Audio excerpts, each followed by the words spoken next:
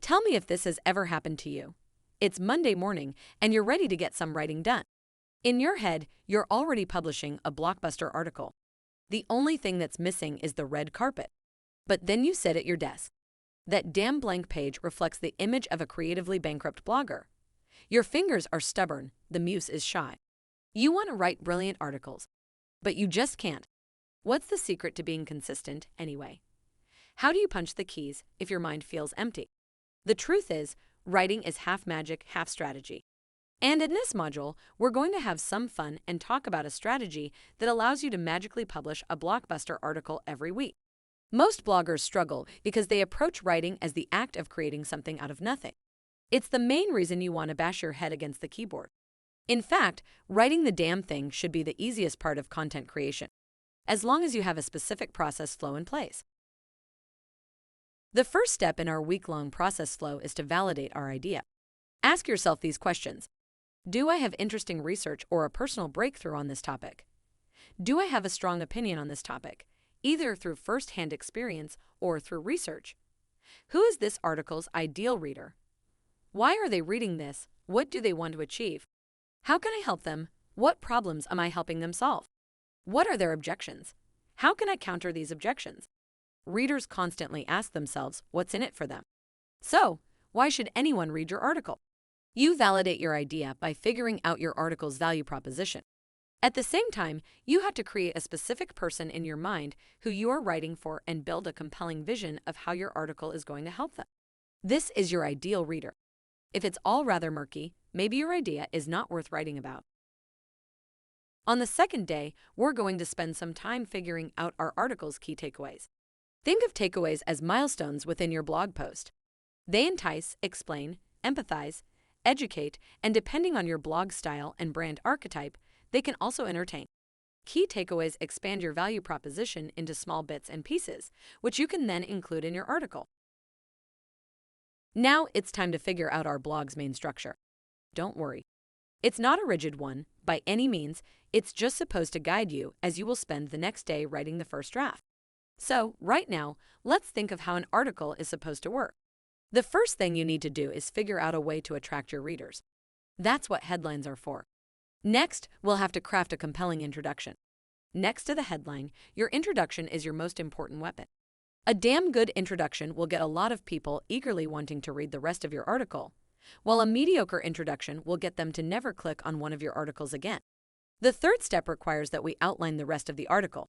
Make use of your key takeaways and expand upon them by writing a paragraph or two. While you outline your article, it might be a good idea to place some placeholders for images and graphics. Also, now's the time to figure out your call to action. What do you want your readers to do after they finish reading your article? Are you promoting a product? Are you trying to inspire them to take action and change their lives? After you finish outlining your article, it's time to get some rest because tomorrow we'll be writing the first draft.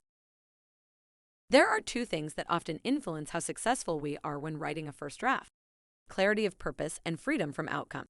In other words, we must have a clear sense of direction and intention regarding our article, and we must understand its potential effect on our readers.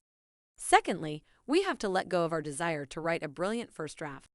Don't think, just write. Ultimately, writing is rewriting. Your first draft is just the initial sketch upon which you can later draw your masterpiece. Yes, today's time for that most loathed aspect of writing anything. But, truth be told, how much time and effort you put into editing your articles makes all the difference. These are your main editing tasks for the day.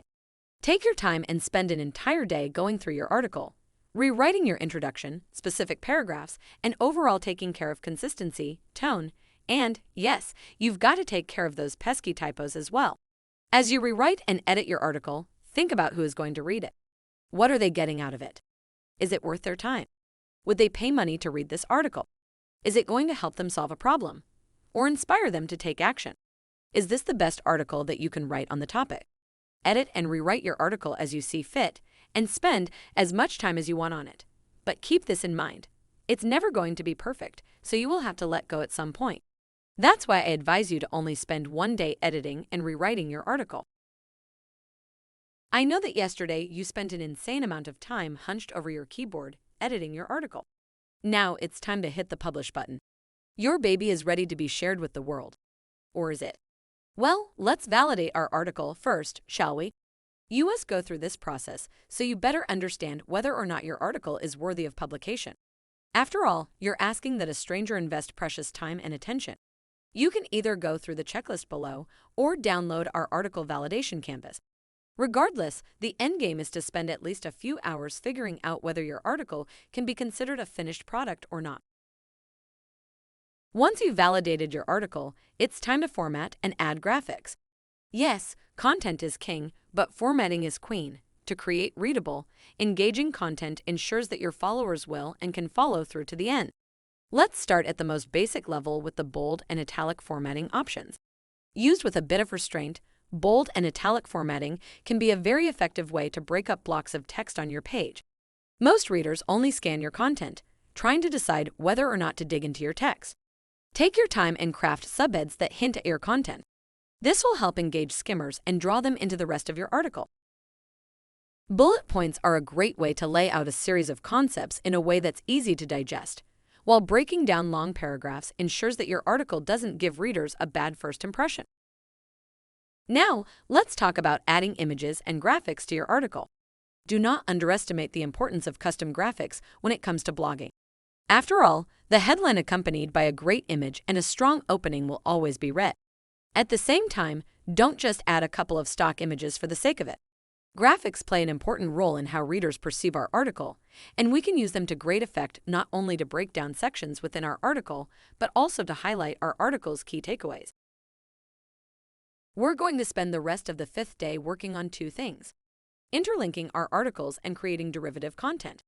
Interlinking is a simple 2-step process that allows us to create a web of content and better promote our new article within our blog. Think of the way Wikipedia adds hyperlinks within each of their articles. The goal is to create a web of content that hooks readers and turns your blog into such an addictive activity that first-time visitors can't help but subscribe. Next, we're going to create derivative content.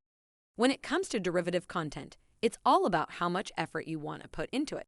You can create social media posts so you can better promote your article, or you can create infographics, charts, slides, podcast episodes, and even entire videos based on your article.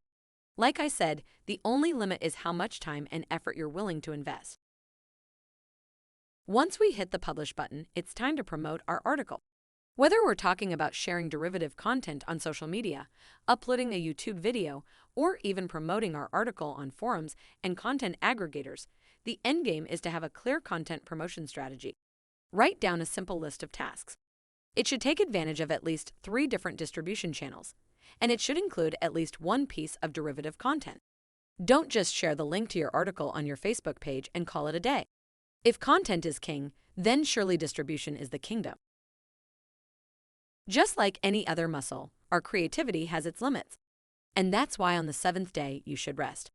Feed your brain if you like. Read some articles, listen to a podcast, learn about blogging, but don't write anything.